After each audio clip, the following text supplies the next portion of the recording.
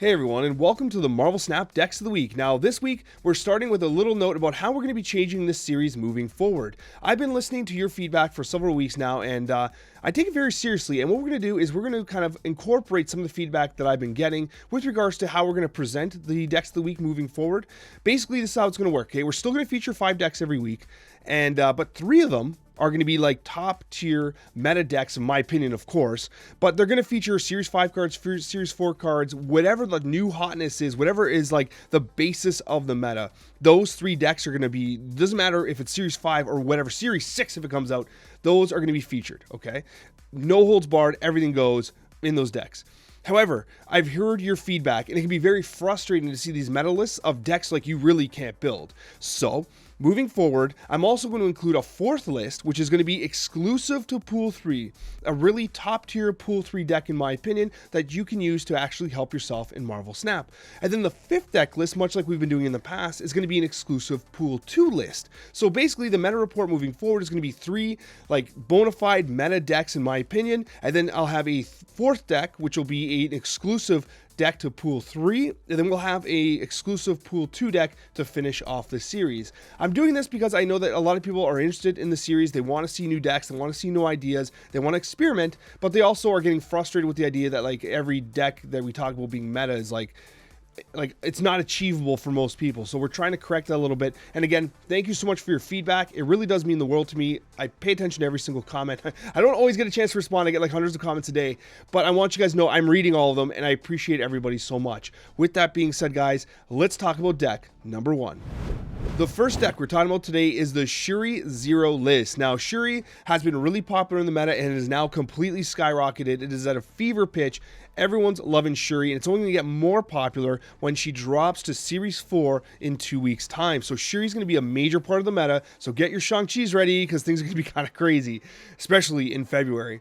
But anyways, we got to talk about Zero and Shuri here. Basically, the way it works is you do have your value cards, like you have your Lizards, you have your Maximuses and whatnot, but it kind of is a little greedy. But what you're looking to do is with the Zabu, you're looking to actually play Wong in conjunction with Shuri on turn 4, ideally, so that you can basically have Wong and Shuri multiplied, and then you play someone like Typhoid Mary, or you play someone like Red Skull, or you play someone like Vision, and Vision's absolutely massive, and you can move the Vision around to dodge Shang-Chi and things along those lines. You also have the ability to play Zero into things like Red Skull and Typhoid Mary. You have the opportunity to do Zero into Lizard if you have to. You can even run someone like Ebony Maw on this list as a substitute if that's what you want to do. Then you have, of course, if you have like a massive Red Skull that, you know, you got Shuri and it's 530, you got the Arnim Zola play as well. This is all about generating insane power. If this list becomes incredibly more common, every Zabu list should simply have a Shang-Chi to kind of deal with this, but the problem is that they often have initiative because they have so much power on the board, and that's what Maximus does here, by the way. Maximus, Lizard, they put a lot of like board pressure and they keep your initiative. So Shang-Chi tries to punch, and then Arnim Zola's like, nope, we're splitting, see you later. So you almost have to like play Shang-Chi thinking that, okay, I have to play in another lane expecting the Arnim Zola play, but then if they just Taskmaster, you're just really sad. So that's why Taskmaster's in the list as well. So regardless, this is a really interesting list. It's near top of the meta right now. And I mean, everyone should be packing a Shang-Chi right now because this is getting out of control. Another week, another conversation about Sera Surfer. Listen, Surfer continues to be insane. I could have included the Bass Negative Surfer here, but like we keep talking about that as well. I do think that this is a much more achievable list for most people. The Bass Negative one is very expensive, still very good from a cube winning perspective, by the way. I'm not doubting that. It'll probably be, and we'll talk about it again, I'm sure, because it is top tier.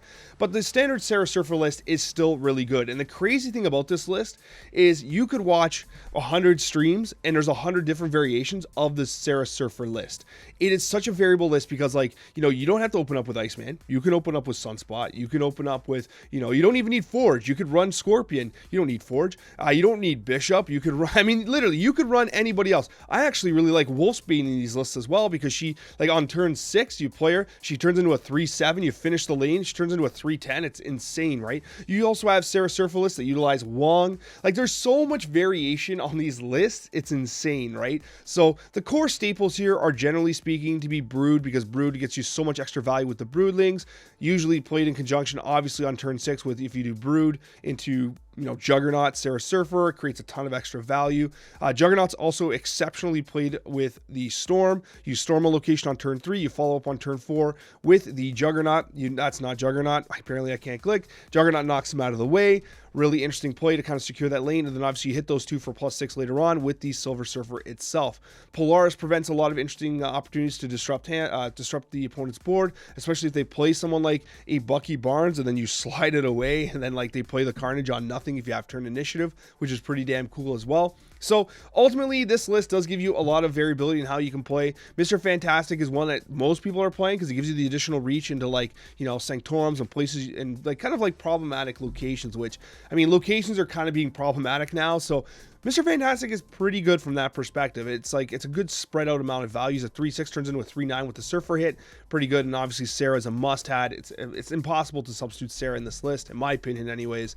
But regardless, there are so many variations of Sera Surfer out there, but it really is a top-tier list in the current meta. You guys remember how I was talking about earlier how like the deck lists are getting increasingly more expensive as time goes on? Well, we've got Zabu, we got Darkhawk. There is so much going on here. Darkhawk is an amazing Series 5 card. It's near the absolute pinnacle of the meta right now in the higher ranks and echelons of collection score. Darkhawk is what it's all about. And the crazy thing about Darkhawk is that like it requires a lot of like expensive pieces, right? You need the Absorbing Man, you need Wong, you need Black Widow. Mystique obviously is required because you can copy the effect of like Darkhawk's only a 4/1. So if you play Darkhawk and then you follow it up with Mystique, Mystique's only losing out on 1 power, right? Like Mystique is insane. You basically have 2 Darkhawks here. The Absorbing Man works wonderfully with Rock Slide. Rock Slide Wong is an insane combination with Zabu, of course. One thing I will say is Chavez feels absolutely mandatory in this list. I've been like, listen, I even tested a list without Chavez. It felt terrible. Do not cut Chavez out because you're so reliant on drawing Zabu on turn 3. It's the one thing that this deck kind of like struggles with. If you don't have Zabu, everything feels terrible. It feels awful. So bear that in mind. You also have the Spider-Man into the Absorbing Man combo. It's extremely ruthless on turn 5. Usually results in a retreat. You're not always getting max cubes from that because once like you lock down 2 lanes, they're like, thanks dude, and they just retreat. But honestly, this is a cube winner. It's a great deck. We're still seeing a lot of variations of the Darkhawk list, so I'll keep you up to date week to week. This is one that I think is pretty much like kind of like a really nice staple deck, and you can obviously substitute as you see fit. Some of the obvious ones, you need Korg, you need Rock Slide. Odin was a cool substitution as well, because if you have Darkhawk and Mystique out and you drop the Odin on top of Korg and Rock Slide, you're just running up those 2 lanes aggressively, so it's pretty cool from that perspective as well. But anyways, this is a pretty cool list. Shang-Chi required. It's absolutely required because of the need to counter the Shuri lists, which are absolutely crazy right now. So Darkhawk, a really solid place in the current meta. Alright guys, we've got here the Series 3 exclusive list, and this is what I mentioned prior in the video that we're going to be including moving forward. The 4th deck list is going to be a Series 3 exclusive list to help you kind of build a list that doesn't rely on Series 4 and 5 cards, but can be upgraded to utilize those cards as well. And what we're talking about here today is we're talking about the ongoing Destroyer list. This is a really good list in Pool 3 exclusive. Basically, you're running the Ant-Man, the armor. You're basically trying to like lock down one location. Ant-Man armor. You're drawing someone like a Captain America to buff that location. Warpath is an excellent card here. It's just fantastic because you're obviously going to be playing Destroyer on the other side.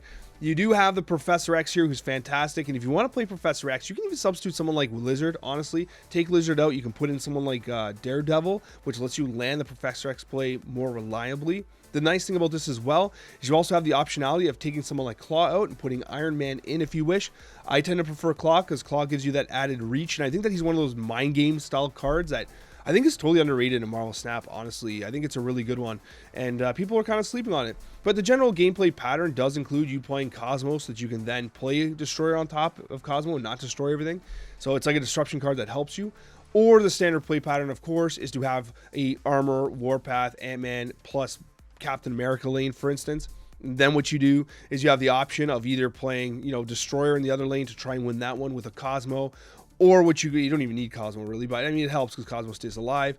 Or you can do something like you can play Spectrum. If you're contesting more than one location, Spectrum's fantastic, gives your ongoing cards +2 power. That's going to hit Warpath, Cosmo. It hits Professor X. So if you've locked down a lane and you're ahead only by 1 or they're ahead by 1, you actually have the optionality of playing Spectrum to win that location as well. The power of this specific list is the opportunity to close with either Destroyer or you close with Spectrum itself. It takes away, like, sometimes you play someone like a Bucky Barnes, so you can add like a Bucky Barnes instead of Lizard, have Bucky Barnes in a location if you want to play the Destroyer, because what happens is when you play the Destroyer, it destroys Bucky Barnes, Destroyer lands, and the Winter Soldier pops up, making this an effective +6 power at 21, right? Because the lane that you've played it in will destroy the Bucky Barnes and get the Winter Soldier. So you can do that if you want to kind of give more reliance on the Destroyer. This is like a very bona fide Destroyer list. Those are some of the changes I would make.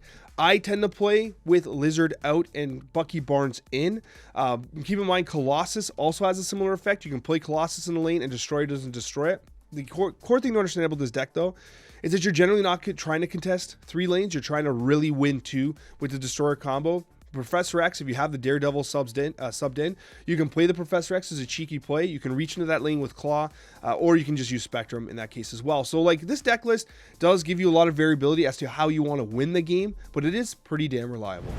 Alright guys, for those of you still in Pool 2, I'm recommending a Pool 2 exclusive Infinite based list. The reason for this is because Infinite is simply an excellent card, and I think that there's a lot of control going on right now. But you're going to be in Pool 2, like, you shouldn't be going up against too many like the Shuri based lists. You're probably still seeing a lot of like ongoing based lists, and so I do think that the Enchantress is a really good card for you to spec in here. I do think that ultimately the game plan of like solidly winning 2 lanes is kind of where you want to be here. You're going to want to play Sunspot. You're going to want to play, like, I mean, Iceman, of course. If you have him in your hand, you want to play Iceman.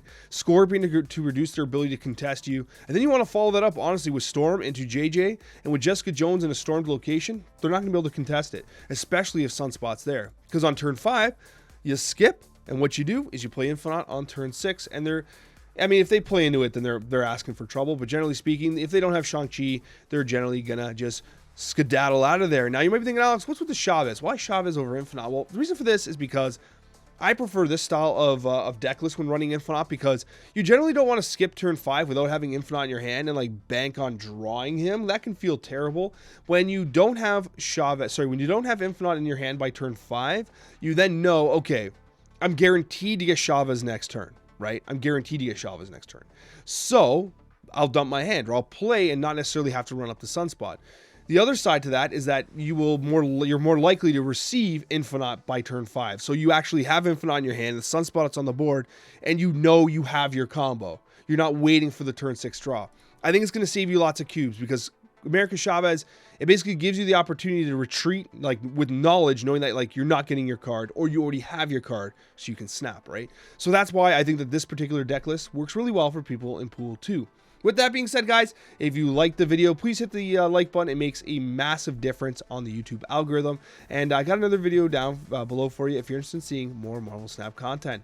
Thanks for all your support, guys. I love every one of you guys, and we'll see you in the next Marvel Snap video.